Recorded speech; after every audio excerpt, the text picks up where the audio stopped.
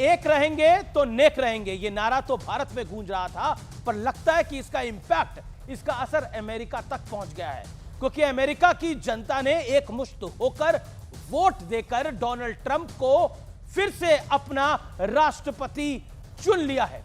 लेकिन यह जीत कई मायनों में बहुत अहम है, क्योंकि ट्रंप को उनकी हार्डकोर राष्ट्रवादी यानी नेशनलिस्ट इमेज के लिए जाना जाता है।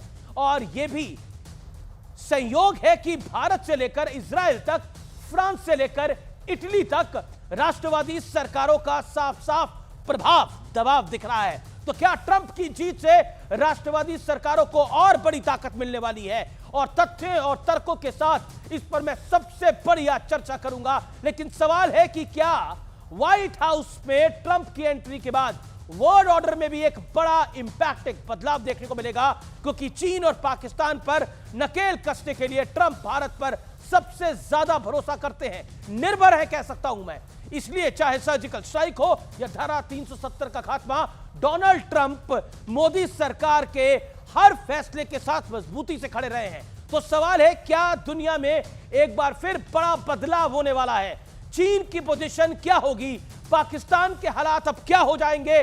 लेकिन सबसे बड़ा सवाल है कि इस नए वर्ल्ड ऑर्डर में भारत की स्थिति कितनी मजबूत होती हुई दिखाई दे रही है। आज इसी पर होगा बड़ा मंथन। क्या राष्ट्रवाद की यह बड़ी आंधी है और यह राष्ट्रवाद का एक बड़ा ट्रंप कार्ड है, और इसी राष्ट्रवाद के ट्रंप कार्ड पर पूरी दुनिया अब निर्भर है, और राष्ट्रवादी ताकतों को इससे बल मिलेगा।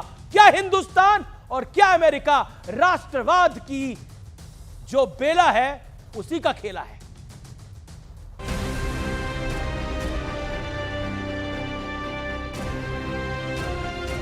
अब की बार ट्रंप सरकार।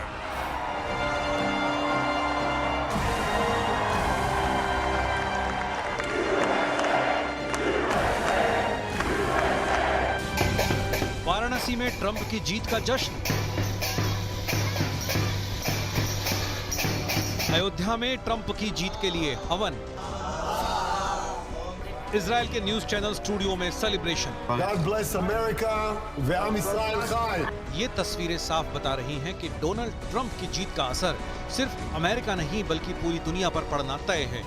ट्रंप खुलकर राष्ट्रवाद की बात करते हैं, हिंदुओं के हक की आवाज उठाते हैं, और आतंकवाद पर उनकी सोच का ट्रैक रिकॉर्ड पूरी दुनिया पहले ही देख चुकी है। The United States and India are also firmly united in our ironclad resolve to defend our citizens from the threat of radical Islamic terrorism.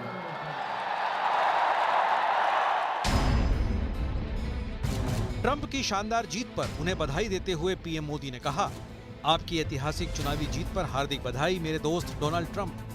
आइए मिलकर अपने लोगों की भलाई और वैश्विक शांति, स्थिरता और समृद्धि को बढ़ाने के लिए काम करें।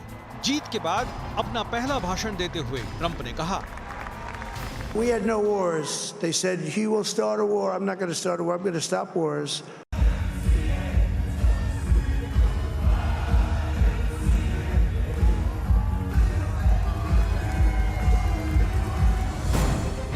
लेकिन ट्रंप की ऐतिहासिक जीत के बाद सबसे बड़ा मुद्दा है कि क्या मौजूदा दौर में पूरी दुनिया में राष्ट्रवाद का डंका बज रहा है? क्योंकि भारत, फ्रांस, इटली से लेकर अमेरिका तक सत्ता राइट विंग पार्टियों के हाथ में है। शायद तभी ट्रंप के जीतते ही बीजेपी प्रवक्ता शहजाद पूनावाला ने सोशल मीडिया पर एक के बाद एक कई पोस्ट में लिखा, राष्ट्रवादियों की हमेशा जीत होगी।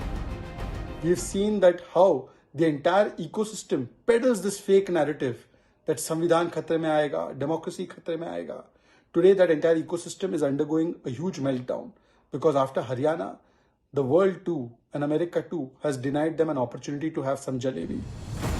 तो आज ट्रंप की जीत और भारत पर इसके इम्पैक्ट के मुद्दे पर होगी सबसे बड़ी बहस। चल गया राष्ट्रवाद का ट्रंप कार्ड।